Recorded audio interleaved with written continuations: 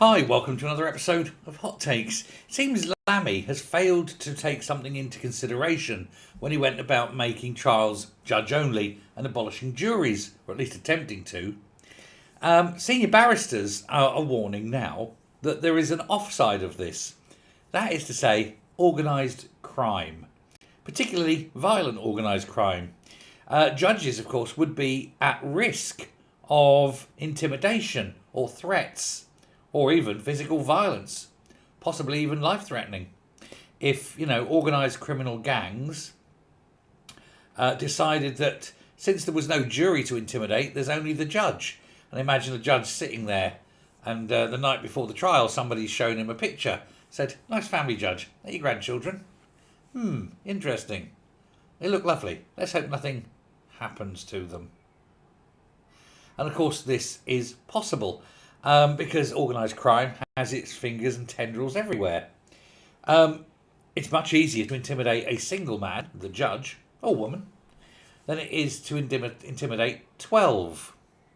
Now, Lammy is expected to unveil his plans to remove our rights and freedoms and to create an authoritarian, despotic state where you have no justice, destruction of justice, very soon, possibly as little as next week. And of course, unless you're going to commit very serious crimes, the lower stuff will all go through a single man. But as I say, an organised crime outfit could just go, we'll just intimidate the one man. Mind you, to be fair, that's exactly what's going to happen with the government.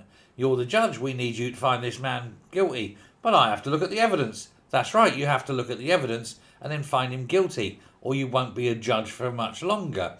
We're going to remove you from the bench, kind of thing. Or, I hear you want to go onto the appeal, be a judge of appeal in the appeal court. We need this man to be found guilty. Let's see what happens. That's what's going to happen. Let's face it, it already does.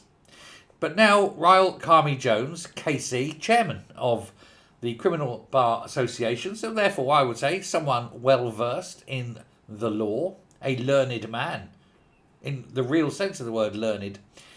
He represents the criminal barristers. He fears that these overhauls would leave judges exceedingly vulnerable.